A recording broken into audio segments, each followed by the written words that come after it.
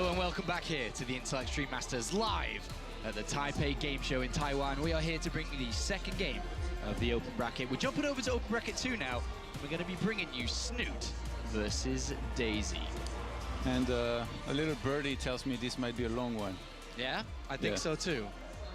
Stylistically, Snute, we all know how he likes to go into Swarm Host. He's not afraid to go into the late game. Usually, I wouldn't say he's one of those campers, you know, that's really doesn't try to make anything happen. He's definitely like, you know, out there in terms of being aggressive with his Swarm Host. But Daisy used to be a massive chaser, only immortals, all-ins, great execution with some War Prism openers, some sentry drops here and there. Yep. But nowadays, I keep on hearing that rumor that he actually loves Tempest. Is it time for one of those games or one of those series with a lot of Tempest and some very late game-ish PvZ, Apollo? I have a feeling that we're going to see at least one of these three maps, if we do go to three, to be a long one. But Snute does not always play Swarm Host, so that is something to keep in consideration, though. So the thing is also, like, if they play as we just talked about and they know that from each other, like they try and do some tricks here and there, like, you know, with the meta game. For example, Snute could do a timing when he sees Daisy going to Tempest. You know, he could choose to play a lot more aggressive than he would otherwise, or he could do the opposite and play even a lot more passive, get a lot of spores, do a big air transition, get his upgrades going. And same thing for Daisy. You know, like he used to be very good at cheesing. Maybe he fakes that he wants to go into you know, the later stage of the game, and he all-ins here and there, and somehow finds a weakness in Snute's defense. It'd be interesting to see what Daisy's going to bring to the table, to the tournament here at the Intel Extreme Masters. He doesn't really travel to that many international tournaments. He hasn't had a lot of success internationally either. The most notable, he got a top 8 at DreamHack Moscow not too long ago, about 6 months ago, and he lost to Snute 2-0 in the quarterfinals there, as Snute moved on to the semis. Whereas Snute, on the other side of things, he's actually played at every single Intel Extreme Masters stop so far this season. He's achieved top 8 every single time as well. He's played in the Open Bracket once, which was in Toronto, and he managed to knock out CJ Hero on the way to qualifying for group stages, where then he moved on into the quarterfinals to eventually lose versus Flash. So Snute, top 8 every single time, very, very consistent here. Yeah, he always plays well in this tournament. It's funny, actually, because he's been to every one of them.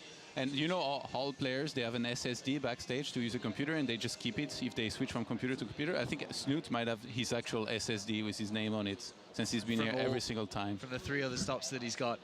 He qualified for one, he was invited into another, and then played in the Open Bracket in Canada. Whereas Daisy's making his big play here at the Intel Extreme Masters, hoping that he can move through. Of course, he's been doing his own Taiwanese thing over the last couple of years, playing in the Taiwanese Esports League. These two players don't meet very often here. Do you think this is an advantage for one or the other here? Because, especially because the play style from the European server to this server, the Taiwanese Esports League, very different. Yeah, the thing is, there should be enough games out of both of them out there for them to, you know, have done their research and kind of know what to expect. Yep. But I feel if somebody was really to have practiced something special that is going to try to bring it out here, I feel like it would be more Daisy than Snute, personally. But then again, you never know. You know, Snute, back when he won against Daisy at DreamHack Moscow, it was about the time where he had changed up his PvZ a little bit with a lot more Hydralisks play. Yes. And he was very convincing with it, and I feel like back then it was too new for Daisy to have adjusted well. Now, maybe he's had time to think about it. You know, he's had time to think about this match, which he knew might happen here, and we might see a new Daisy facing the Hydralisks pre-Swarm Host of Snute, if this is what he was going to go for. Are you looking at Snute as a player to actually qualify from the Open Bracket today?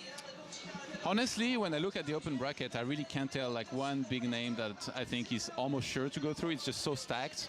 The thing is, I talked a little bit with him, and it's like a new Snute we're seeing at tournaments. He keeps on telling me, like, man, don't worry, like, I got this. So I guess, yeah, maybe. Like, if he's really on his A game, there's not many people that can stop him. And I mean, he's beaten Hero many times before, and Hero always ends up winning the tournament anyway, so it's a good sign. Snute just coming off the back of his WCS Challenger game as well, where he went 3-0 versus Cyanate, the French player, French Protoss player, and he said that he saved a lot of the gritty, game drawing out Swarm Host play for Daisy if need be today. And game number 1 is not too far away from starting, and it's going to be on one of our new maps here. It's going to be Vanny Research Station, and this is the perfect starting map here for Snute to use his Swarm host type of play, maybe his regular type of play, this is a great map for him to start on. Well, what do you guess here out of Daisy? Is he going to go into Tempest and take it to the late game, or? I think he's going to have a very hard time to even get to the late game on this map. As a first game, you have to wonder, like, what's his mindset like? Does he want to maybe try and throw Snute off his game? Yeah. Or does he want to break him? Like, either way, he breaks him mentally if he wins the first game, be it with the cheese or with some late game play, because then Snute will have to wonder, wow, this guy is actually really sick at either of those things. So interesting. It's going to be interesting. All right, game number 1 has started. We can jump into map number 1 between these two players, our second series of the day here. This is the first game of both of these players as well in the open bracket number 2. So fresh off the bat for both of these. Vanny, Research Station. Let's jump in. All right, up here to the north as the blue Protoss player. It is, of course, Daisy. And he goes up against the player down here as the red Zerg player. Playing for Team Liquid, of course, it's Snute. And as mentioned, I think this is the perfect map for Snute to start on. It's very narrow. It's perfect for Swarm host play if the game was to go long. So I would imagine that Snute's going to be playing a similar style to that suits the map. If they want to go into, you know, a longer game, if they both want to test each other in this kind of game, we might see some very gritty play, especially on that map, you know, with the, I guess, free in-base expansion that you can take very easily. So I wouldn't be surprised if we saw something like, you know, Hatch first against Nexus first. Then again, it's Snute. Snute is really a guy that loves his pull at 14, followed by a hatchery. He loves to get his queens out as soon as possible. We are going to have a Forge opening here, a 13 Forge coming in from Daisy. And we know where this is going to be. It looks... It's a Nexus after, right? Maybe not. Snute's going to expand to the front here, leaving his back base for a potential third afterwards. But with a 13 Forge here, we know which way this usually goes. And it is the cannon rush way, especially when he sees his hatchery first here. It is possible to hold, but it's going to require some very good drone control. Yeah, and for Snute to spot it ASAP, should be able to... Oh, the probe is not spotted. Oh, that's a big deal, actually. But is Stacy actually going to check? I don't think so. He's not going to check that base. Well, he goes in to the main here, reveals the probe immediately. He's already sending out the second probe, though, so it's going to be a cannon rush for sure. And now, he's spotted the back. He spotted the pull timing, so he knows it's a hatch first. He's going to see there is no hatchery here, and now he already knows. The other base was taken, and he's going to head there. Yeah, and now Snute, no overload around his hatchery here. He's going to have to pull a drone. I mean, he has to at this point, otherwise this is just going to be a free cannon rush. But can Snute suspect it? His overload is actually pretty far away. Okay, he's sending one drone. Yeah, you have to. He should be able to see it, but the pylons, man, they're going to go down. Yeah, and now it becomes, are we going to see a cannon walled in here? Yeah. Oh. Yes. And now this becomes a problem. How does Snute react? I think he just takes maybe another base and cancels this one, or he can let this one finish and maybe use the lavas to get units out of it, because this is a pretty massive investment here out of Daisy as well. I think, yeah, the hatchery was like too close to finish to be cancelled here. Well, more drones are coming down here as Daisy did leave that cannon exposed, as he didn't wall it in. This is another cannon rush on the other side, but the other side, we are actually going to see this cannon rush take place, and drones are coming down to attempt this, and because there wasn't the wall off, that Daisy didn't close it up again. Drones are in, and now Zerglings are coming out as well. Oh, this is looking pretty good for Snute if he can kill these cannons, but one of them is going to finish now. And more on the way here, more Zerglings, more cannons. Likewise, this one actually has been walled in on the other side. So much for the big, long macro game. This is more like tower defense right now. Yes, this is not looking good here for Daisy. That one cannon is... It's walled too well here. These cannons are going to go up and they're going to do a lot of damage. Is there a queen on the way? No, there isn't. Snute pulls so many drones. Okay, now he starts one now, but I mean... Well, this cannon base dies on the left. There's another cannon going down here. This is a successful cannon rush on this first base of Snute. He pulls all his drones. And this is going to also be another successful cannon rush. Daisy. This is perfect opening here for him. He's going to cancel, yeah. And, okay, Walker counts 18 probes to 21 drones, but Snute has not been able to expand. He can use those lavas on the left-hand side to make units as soon as he's not supply blocked anymore because he got an overload snipe.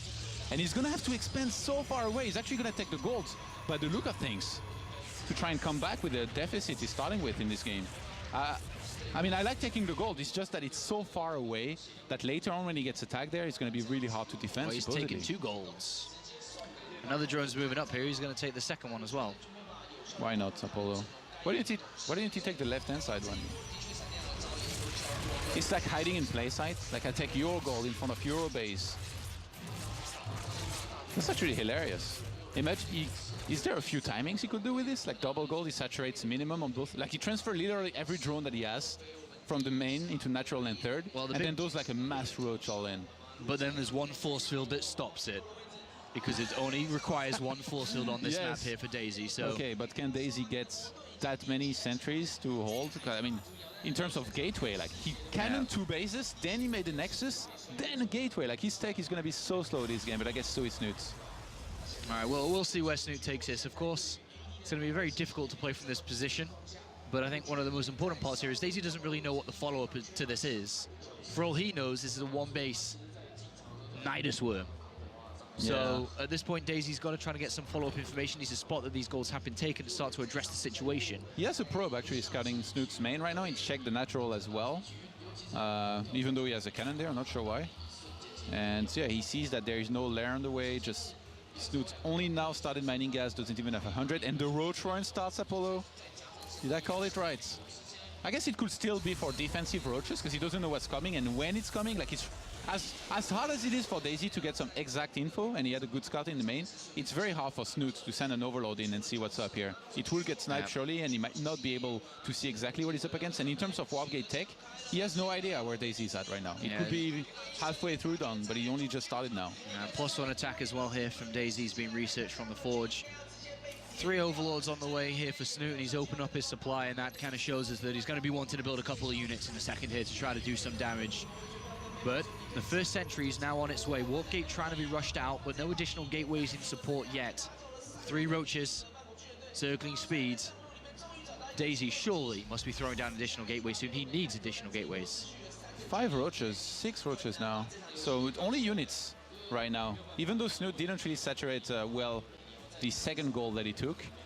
And he's making drones, so maybe those roaches might just be for defense for his natural, in which case it would be pretty ridiculous if he tried to go to 4 bases against just 2 for the Protoss player. And Daisy, up to his old tricks, the hug gateways, Apollo, they are going down.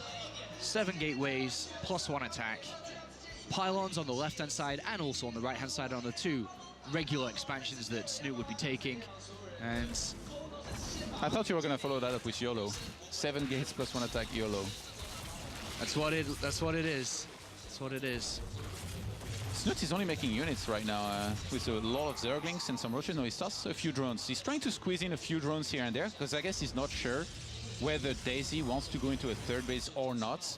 But he's still making enough units to basically have a chance if he was to get attacked. And Snute, he has scouted absolutely nothing in terms of Daisy's main, but now he sees a Stalker being walked in here around his natural. So this is actually a massive tell that Daisy might want to be aggressive, and also he saw the +1, I think. The +1 was finished on that Stalker. Well, interestingly enough, 4 sentries just got warped in on the pylon on the natural here, but there's already units down. And look at the supply difference, it's 90 to 50 here, and it has been very heavily in Snute's favor for the majority of this game as well. Snute is reading this perfectly right now. He's only getting units, he starts lair very late, he didn't need it before anyway, and he's gonna push this back quite easily here, I think. Too many roaches, I don't even know why Daisy's warping in Zealots, man. They're just going through a meat grinder here and dying. And this has been cleaned up very easily, and Snute, who lost both bases, has taken both these goals, has found himself in a leading position. Daisy just saturated the 3rd gas, he's now gonna take a 4th one, but I mean, even in terms of walkers, even though it's equal, having saturated the 2 gold bases, Snute, and still working on the 2nd goal that he took, he's gonna have so much mineral income here in a second. And he's got a hatchery very close to his opponent here, some very good creep spread, and he's knocking on Daisy's door now from 2 bases. Daisy's very limited on what he could do where he goes from this point, and he's going to have to start to think about taking a new base soon, but then he's going to be very exposed out in the open, which is exactly where Snute will want to catch him. Hydralisk Den down, the evolution chamber right next to it, so a +1 attack can start very shortly. Snute playing safe at the same time with additional spore crawlers coming in. Loses a lot of Zerglings there, picks off 1 sentry, but the rest of them do get trapped. Playing a little bit sloppy here and there. What does he expect going up that ramp? Shouldn't really achieve much ever here, but I really like that Snute behind this, as you said, he's playing it safe. Rather than, you know, saying, let's get fancy, I'm quite far here, let's go into Mutas and possibly dying to a timing. He just gets the Hydralisk Den, gets the road speed, and he's gonna go into basically Roach and Hydralisks, and then later on this side, whether he even needs to add something. Yeah. Perfect position here for Snute. Daisy's now obviously forced into taking this third. A lot of pressure upon knowing that Snute controls 2 gold bases, could easily throw down a 4th soon as well. And his income is skyrocketing. Daisy needs to match it to be able to get the right tech out, but Snute, superior income, superior tech, and with a lot of Roach and Hydra, as you say, backing this up. Daisy out in the open. He does have sentries, but he can only hold on for so long. One wave of force fields here, and every single sentry is going to be minimal in the bank of energy. I wonder, Daisy, surely he must realize that he's up against double gold. Like, he scouted some creep on that second gold, but he didn't actually check if there was a hatchery. Yeah, he should know. He sees the creep at his front step right now, and he's just massing units. And it's going to be good for both defense and then possibly offense right after if he wants to counter-attack or even go for an attack himself. Mothership called down immediately before anything even starts here. A bad very first couple of seconds here for Daisy, who's going to attempt to hold on to this position. Cannons finishing up. Additional units being warped in as soon as possible. Infestation Pit is a follow-up tech if Snute does need to go that way. If somehow Daisy holds on to this. Snute is probably thinking about attacking right now, whether it's the right choice or not, because he has the Infestation Pit on the way. He has crits right at the front step of his opponent. He could just make a bunch of Swarmos and pressure with it, but he starts to Hive. So I guess maybe he's expecting Colossus and he wants to get Vipers. Something along those lines could well be true. But here comes the defense from Daisy. A lot of Zerg here, a good wraparound with his units as well. And one cannon down, a second one going to go down immediately as well. A superior unit count here from Snute up massively in supply, and there's just simply no splash damage here to deal with these light units. There's so many Hydrals here dealing out a lot of damage, and no Photon Overcharge either, having lost that Mothership core at the start of this fight. Yeah, Snute just set up a beautiful concave here, and he's looking to finish it. Yeah, he's looking to finish this game after losing 2 bases. The cannon rushes at the very start, changed it around by taking double gold bases. Daisy going for an attack which didn't work, and Snute very gladly accepted it. And he will take map number 1 here against Daisy. A very good start. Pretty convincingly too. Like, Daisy's cannoning was kind of tricky to counter, and in the end I was very skeptical when Snute pulled the drones to the left-hand side, but I guess Daisy's mistake was really not walling off those first few cannons, and he paid a high price for it. All right, well, good start here for Snute. Going into map number 2 now, do you think Daisy's going to be a bit ruffled by this after, I mean, how that went down? Should he have followed up with a 7-gate? Should he have played it out, you know, in a different way? Do you think approaching it in that way? Because after the cannon rush, that is a successful cannon rush. Was the follow-up strategy decision the correct one to do? I mean, successful to some extent. The thing is, even though it denied Snute's natural, it was a massive investment by him, and he started his Nexus and his Gateway super late. So you can slow a Zerg down as much as you want, as long as you don't do economic damage. The game always kind of resets anyway. And on this map, there is a lot of gold bases, which Snute was aware of. So he took them, and when you cannon somebody on 2 bases, and then he's taking gold bases, and you're starting a Nexus and Gateway, there's no way you're going to be able to stop him. So from there, he was just too far behind to be able to do anything. All right, well, we'll be jumping into game number 2 in a couple of seconds' time. We'll be right back.